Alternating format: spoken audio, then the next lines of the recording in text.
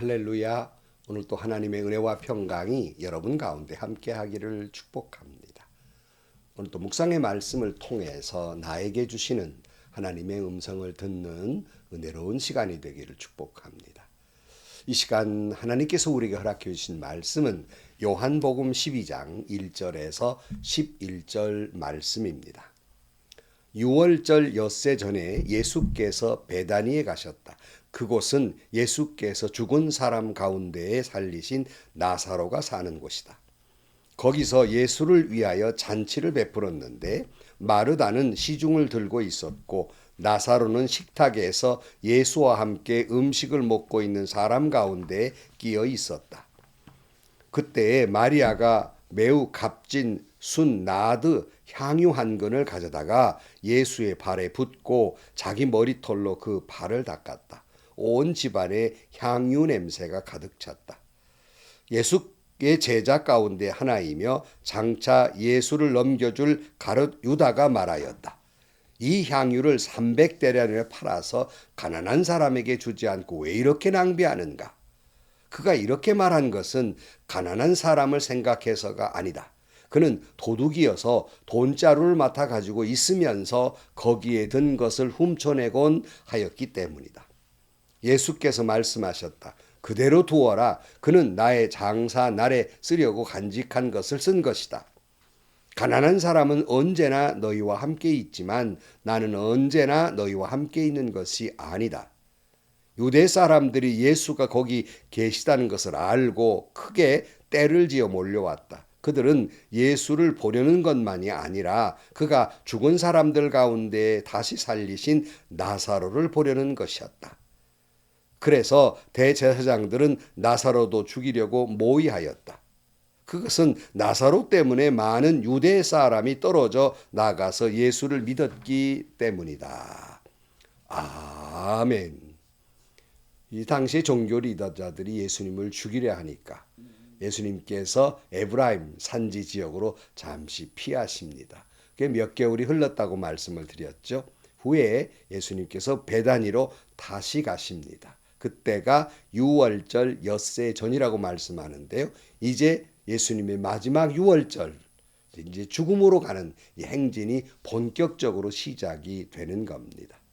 오늘 1절 말씀 6월절 엿새 전에 예수께서 베다니에 가셨다. 그곳은 예수께서 죽은 사람 가운데에 살리신 나사로가 사는 곳이다. 거기서 예수를 위하여 잔치를 베풀었는데 마르다는 시중을 들고 있었고 나사로는 식탁에서 예수와 함께 음식을 먹고 있는 사람 가운데 끼어 있었다. 예수님께서 베다니로 오시니까 축제가 벌어집니다. 축제의 의미가 여러 가지 있겠습니다만은 나사로가 사는 동네잖아요. 나사로가 죽음에 살아난 것을 기억하고 이제 예수님께 잔치를 베풀어 줍니다. 바리새인들은 이 때문에 예수를 죽이려고 지금 노리고 있는 판에 베다니는 잔치가 벌어진 거예요.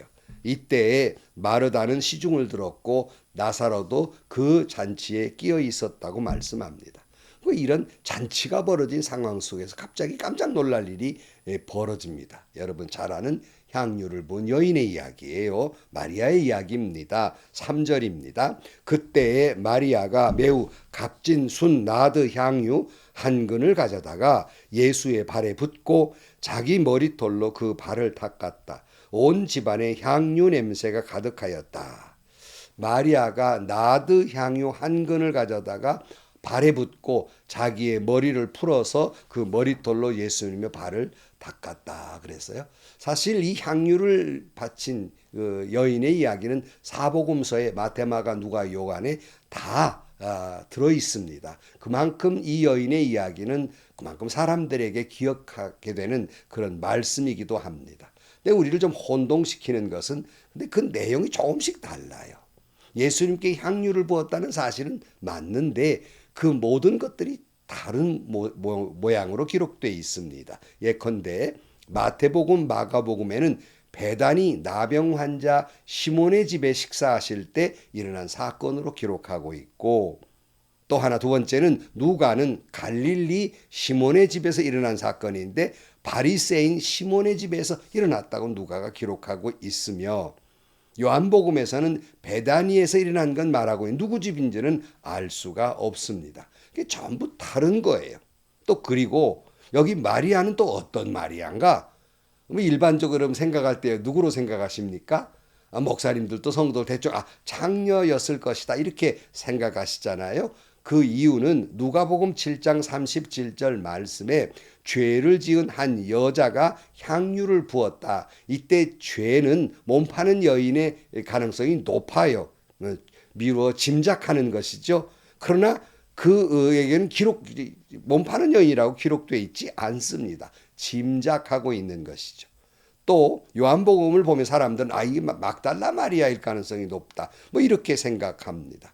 왜 이렇게 혼돈이 옵니까? 사실은 마리아라는 이름이 많이 등장하잖아요. 이게 어느 마리아인지를 참 혼동스럽게 생각이 되고 또 마태복음과 마가복음에서는 그 향유를 예수님의 머리에 부었다 이렇게 기록하고 있고 또 요한복음, 누가복음은 발에 부었다 이렇게 기록하고 있습니다. 근데 마태복음, 마가복음에 예수님의 머리에 향유를 부었다는 것은 학자들은 예수님의 대관식처럼 기름 부은 것처럼 왕을 상징하고 있다 이렇게 말하고 있고 누가복음과 요한복음에 예수님의 발에 부었다고 하는 것은 예수님의 죽음을 기억하면서 부었다 이렇게 해석하고 있기도 합니다. 이때 나드 향은 인도에서 수입된 거예요. 당시에 굉장히 비싸죠. 그 식물 뿌리에서 추출한 그런 향이라고 합니다. 여기 나드 한 근 한 리트라인데요. 그람수는 330g 정도 된다고 그래요. 어느 정도 되는가? 아마 300ml짜리 그 우유 정도의 그 양이라고 볼 수 있습니다. 우리가 나중에 한 사실이지만 그 가격은 팔면 300데나리오다 그랬어요. 근데 당시 한 데나리오는 일꾼의 품삯이에요. 오늘날로 말해서 10만 원으로 생각한다면 300데나리오, 그러니까 약 한 3천만 원 정도 한 노동자의 1년치 봉급과 같은 그런 막대한 금액이기도 합니다. 또 하나 여기 머리를 풀어 발을 닦아드렸다고 하는데요. 여기 여인이 머리를 풀 때에는 당시에 유대인 여자들은 슬픔을 표현할 때 장례식에 자기 슬픔을 표현할 때 머리를 풀고 그랬어요. 이게 슬픔의 표현, 극한 슬픔의 표현입니다. 그러니까 나사로가 살아났다는 그런 장치에 이 잔치를 하고 있는데 거기에 반대로 예수님의 죽음을 상징하고 있습니다. 재미있는 비유죠. 나사로의 살아남과 예수님의 죽으심, 예수님의 죽으심으로 나사로가 살아나는, 예수님이 죽으심으로 우리가 살아나는 그런 여러 가지 비유를 생각해 볼 수 있습니다. 특별히 우리가 향수 몇 방울만 떨어져도 온 방안이 그냥 진동을 하는데 그걸 막 몽땅 다 부었으니까 온 집안이 아마 그 향 냄새로 진동을 했을 것입니다. 자, 우리가 여러 가지 혼란스러운데요. 어떠한 학자들은 이걸 하나로 보는 학자도 있고요. 어떤 학자들은 그저 하나를 빼서 누가복음을 빼서 따로 이건 다른 사건으로 보는 사람도 있고요. 어떤 사람들은 각각 다른 사건으로 보기도 합니다. 참 혼돈스럽죠. 그러나 여기 분명한 것은 한 여인이 예수님께 향유를 부었다는 사실이에요.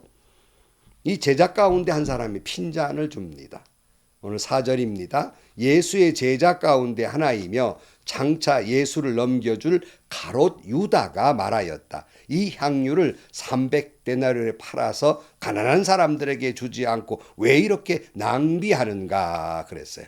그럴듯 들리죠. 또 틀린 말도 아니에요. 이거 팔아서 가난한 사람들에게 도와주면 참 귀한 일이겠지요. 그런데 정말 가룟 유다가 이 가난한 사람들을 안타까워서 하는 말일까? 요한은 다음 절에 이렇게 해석하고 있어요. 6절입니다. 그가 이렇게 말한 것은 가난한 사람을 생각해서가 아니다. 그는 도둑이어서 돈자루를 맡아가지고 있으면서 거기에 든 것을 훔쳐내곤 하였기 때문이다. 그랬어요. 가룟 유다가 가끔 돈을 훔쳐냈는데 그것 내 호주머니에 들어오면 좀 그 얼마를 내가 떼서 가져갈 수 있을 터인데 하는 흑심이 있었단 말이에요. 그래서 이런 말을 했다 그랬어요. 종종 교회에서도 우리가 헌금 재정을 투명하게 하자는 건 좋은 말이에요. 너무 지나치게 말씀하시는 분들이 계세요. 이건 사실은 그 아끼자는 의미보다는 자신의 돈의 욕심, 자기가 가진다는 것이 아니라 자기 마음에 기본적인 욕심이 있기 때문입니다. 그리고 뭐 목사님들이 그래요. 헌금 어떻게 쓰였냐고 관 지르는 사람들 보면 사실은 헌금을 제대로 안 한 분들이 많다. 뭐 이러기도 해요. 그러니까 좋은 의미가 아니라는 겁니다. 우리가 뭐 교회는 이렇게 쓰고 저렇게 쓰고 하지만 정말 그런 마음이냐는 거예요. 흠집 내려고 하는 것이냐, 정말 그런 마음이냐는 겁니다. 여기 가룟유다를 닮아서는 안 된단 말이에요. 자, 7절입니다. 예수께서 말씀하셨다. 그대로 두어라. 그는 나의 장사한 날에 쓰려고 간직한 것을 쓴 것이다. 예수님은 여인 그대로 내버려 두어라. 왜 자꾸 너희들 나무라느냐? 지금 너희는 나사로가 살아났다고 잔치를 벌이고 있지만 이 여인만이 유일하게 예수님 십자가를 미리 땡겨서 미리 장례를 치르는 것과 같다. 그래서 이 안타까운 마음 속에 이 여인이 향유를 부었고 그리고 머리털로 닦았다는 자기를 몽땅 드린 거예요. 겉으로는 뭐 300데나리온이든지 머리털이든지 여러 가지 표현이 있지만 한마디로 말하면 자기를 다 드린 거예요. 그 마음을 간직해 두어라. 예수님과의 그 마지막 기억할 만한 이벤트, 그러니까 그런 일을 한 것인데 그 마음 그대로 간직해 두게 두어라. 이렇게 말하고 있는 겁니다. 이것을 어떤 사람은 거룩한 낭비라고 말합니다. 이 여인이 주님께 이렇게 향유를 부은 것은 자기를 몽땅 들인 거룩한 낭비이다. 여러분은 지금 거룩한 낭비를 하고 계십니까? 아니면 이원 따지고 있습니까? 8절입니다. 가난한 사람들은 언제나 너희와 함께 있지만 나는 언제나 너희와 함께 있는 것이 아니다. 우리는 이 말씀을 보면 그러면 구제하지 말란 말씀인가? 그 말씀이 아니에요. 자, 가난한 사람은 내가 이 세상을 떠난 뒤에도 그들은 너희 가운데 있으니까 그때 도울 일이고 나는 지금 이 순간이 지나면 너희와 함께 있을 수 없기 때문에 이 여인이 지금 나에게 그렇게 하는데 왜 그 여인을 자꾸 그렇게 너희들이 모르면서 핀잔을 주느냐 그런 말씀이에요. 9절입니다. 유대 사람들이 예수가 거기에 계신다는 것을 알고 크게 떼를 지어 몰려왔다. 그들은 예수를 보려는 것만이 아니라 그가 죽은 사람들 가운데에서 다시 살리신 나사로를 보려는 것이었다. 그래서 대제사장들은 나사로도 죽이려고 모의하였다. 그것은 나사로 때문에 많은 유대 사람이 떨어져 나가서 예수를 믿었기 때문이다. 자, 사람들이 막 몰려듭니다. 그러니까 죽은 사람을 살리신 예수님을 보고 싶은 마음도 있지만 더 보고 싶은 것은 죽었다 살아난 나사로를 보고 싶은 거예요. 그때 기분이 어땠느냐고, 뭘 봤느냐고, 이게 더 궁금한 겁니다. 사람이 저와 여러분도 그런 마음 들 수 있지 않겠습니까? 그렇기 때문에 그 사람이 몰려드니까 여기 보고 대제사장들이 예수님뿐만 아니라 나사로도 죽이려고 모의를 꾸몄다 그랬어요. 왜 그런다고 그랬습니까? 나사로 때문에 많은 유대인들이 자기들을 떠나서 예수께 다 가버렸거든요. 그러니까 이유가 뭐예요? 자신들의 기득권, 권익, 권리, 자기의 체제가 불안하기 때문이에요. 죽이려고 하는 거예요. 겉모습은 뭐라고 말씀드렸습니까? 민족을 위해서고 하나님을 위해서고 교회를 위해서고 질서를 위한다고 겉으로는 말하는데 속은 불안이에요.